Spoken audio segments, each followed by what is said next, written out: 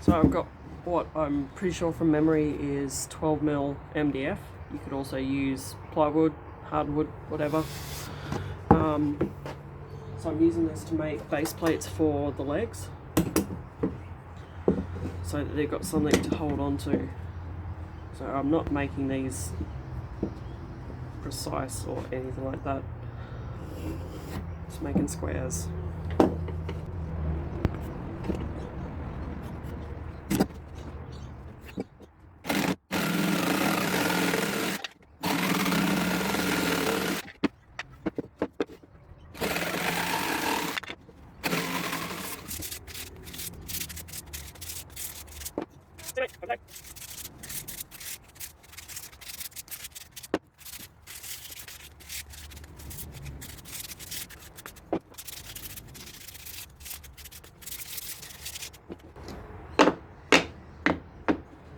Got my blocks here, and I'm just gonna roughly find the center.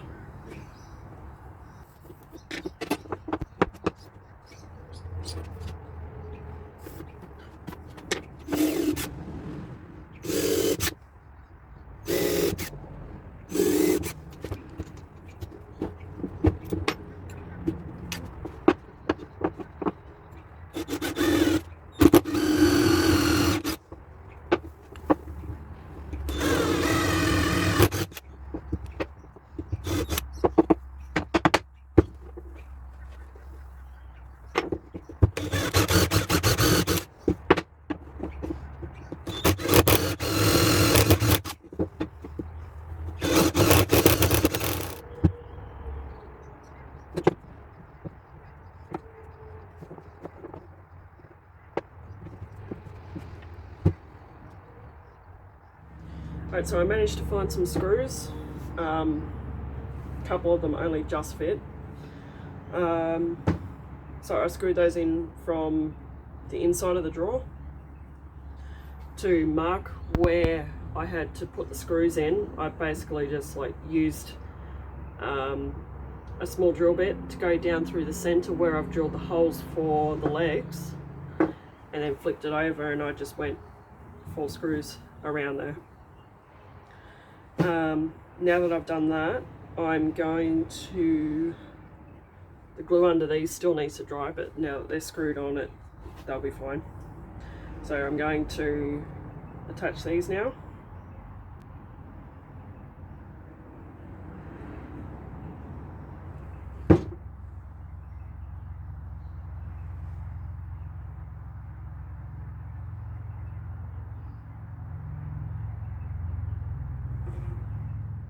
Alright, so my phone stopped recording at that point because my storage filled up, but these are attached. These are actually 2 knobs attached together, and I will do a separate very short video showing how I did that. Spindle legs or spindle feet were more expensive than what I wanted to spend on this project, so I just whipped those up. They will do. Oops, knocking things over. So what I'm going to do now is these holes where I drilled down to, or drilled through from the other side where, to mark where I need to put my screws in here. Jeez, that's messy.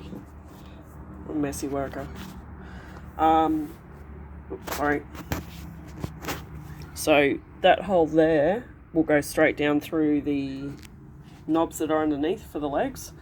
So I'm just gonna, I've pre-drilled down through there a bit more into the leg itself, and I'm gonna put a screw down the center of each of these. But it's looking good so far. You can see the little feet under there, and it's working out well. So I'll get those done and get back to it. So I'm going to prime this whole piece using Cartamilli primer and adhesive bond. I'm going to start on the legs.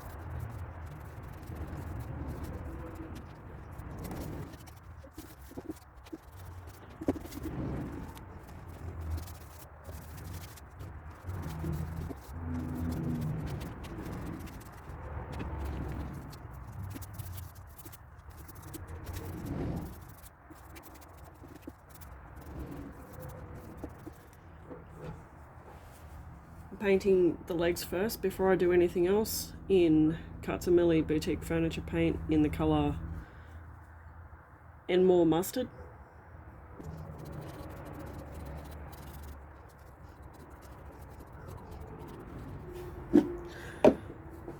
Now that's got 2 coats of Enmore Mustard. The reason I've put this down is because it's going to be the base for Purico, where is it? Gold. Without a good base, you'd need to do maybe 5 or 6 coats of this stuff.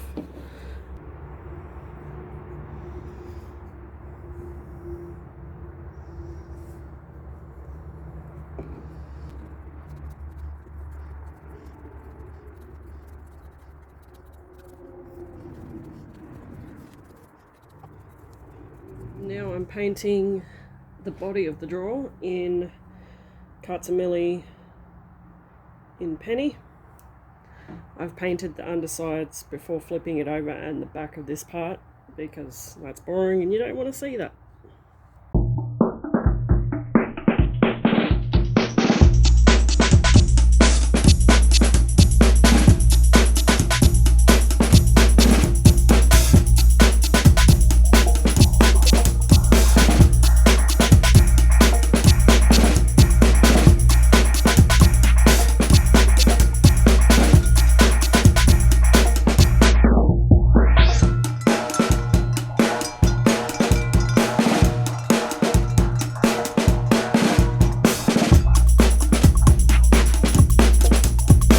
So I've got 2 coats of Penny on the outside and on these parts. I'm not worried about doing 2 coats on this part because I am going to attempt to decoupage the base of this with napkins. I've got a 50-50 mix of water and wood glue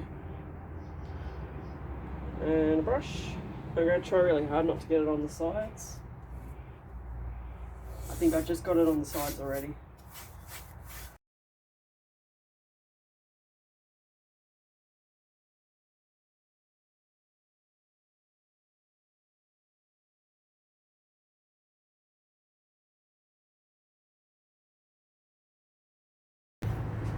Okie dokie.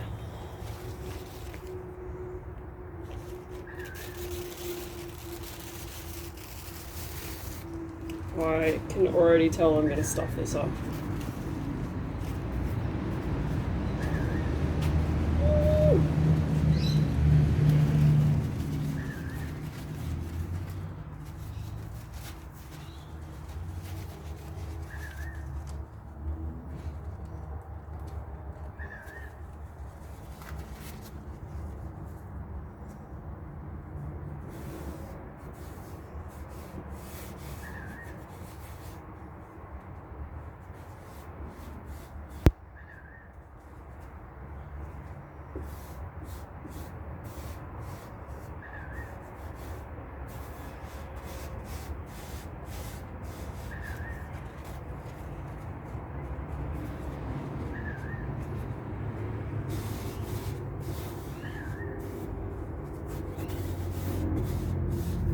Now wishing I'd gone with the iron-on method. I know that method well.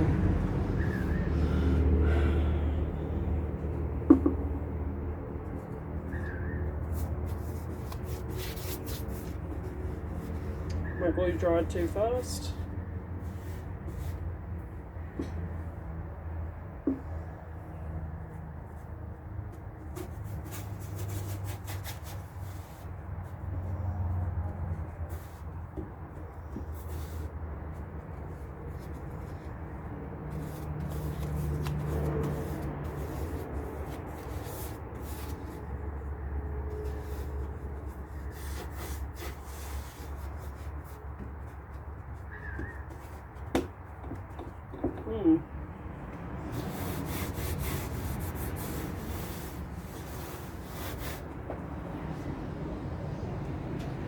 Don't know about that. Right, so I've since discovered that once you put it down, you're supposed to go over it again with your glue and your brush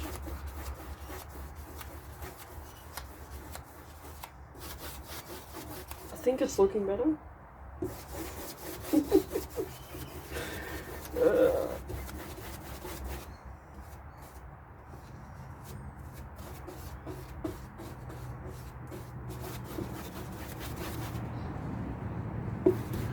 I'm really trying hard not to be a perfectionist these days, or as far as the time management stand goes, and this is doing my nut in. So to do these strips here, I'm just tearing pieces off like this, and then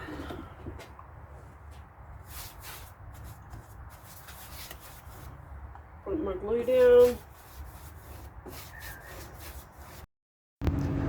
Once I got all of this laid down and completely covered and patched up, I went over it with another coat of glue, let it dry, then a coat of satin top coat, and then let that dry again, and then I lightly sanded to smooth it out, and then went over it with another coat of satin top coat, and then that was that.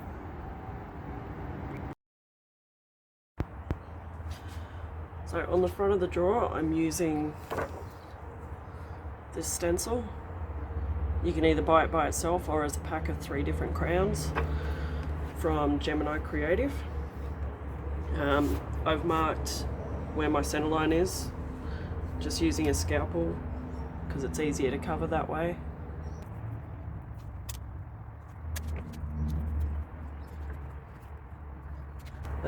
So I've got penny as my base, so to try and help prevent bleed through, I'm using penny first, and I'm using it with doing it with a brush.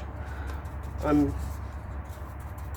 loading up the end of it and then just brushing off the bulk of it on the inside of the cup.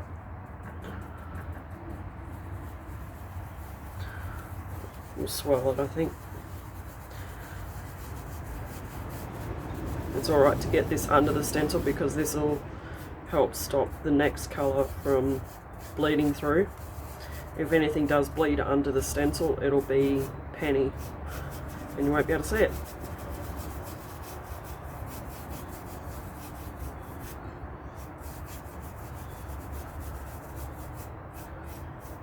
Alright, so I'll hit that with the heat gun and come back to it. So the colour I'm doing the stencil, I'm just doing it in white. So I'm using Cartamilli Daisy's Milk. I don't have any sponges for stenciling, but I managed to find some sponges by literally cutting the sponge out of a scouring pad and cutting it up into cubes.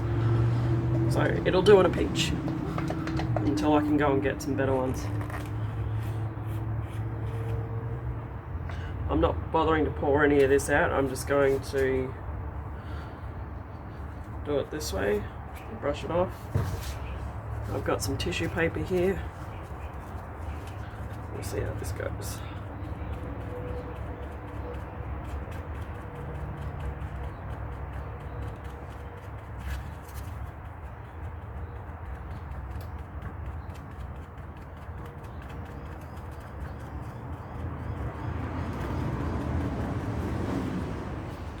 Might have brushed off too much.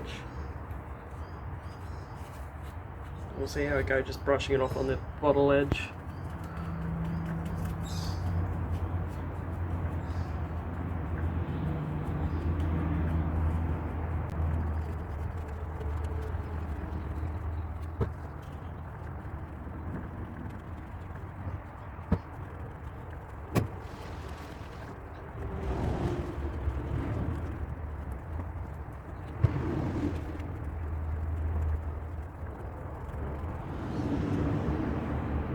Let's see how this goes.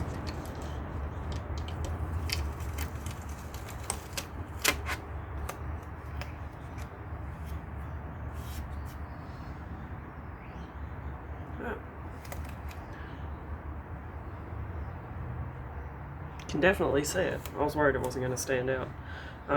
So it's raised around the edges from where I've done a few layers of the paint. So once that's completely dry, I'll smooth sand that, which is kind of cool because it should give me a little bit more of a rustic effect, or a shabby effect. I'll stop talking. Alright, so I've sanded that one smooth. And now I'm going to, on this side, use the stencil. It is called Mexican Tile 2. So I'm obviously not going to use this entire stencil. I'm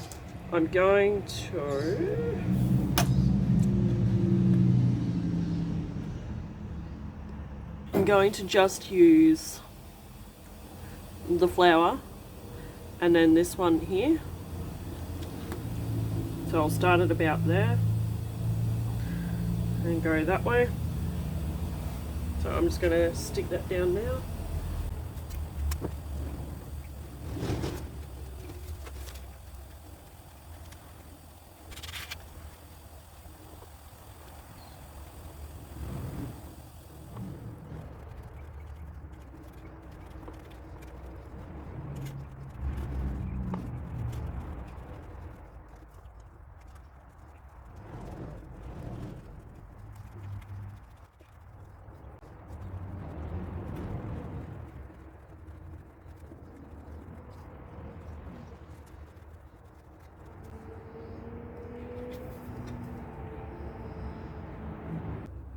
Alright, so I'll dry this side and then I'll give this a very light sand. I'm thinking of distressing the edges, and then I'll give the whole thing a coat of Cartamilli satin top coat. And then I'll be back. That's it for now, guys. If you'd like any of the products used on this piece, you can find the links in the description. Please remember to like and share, comment and subscribe, and I'll see you next time.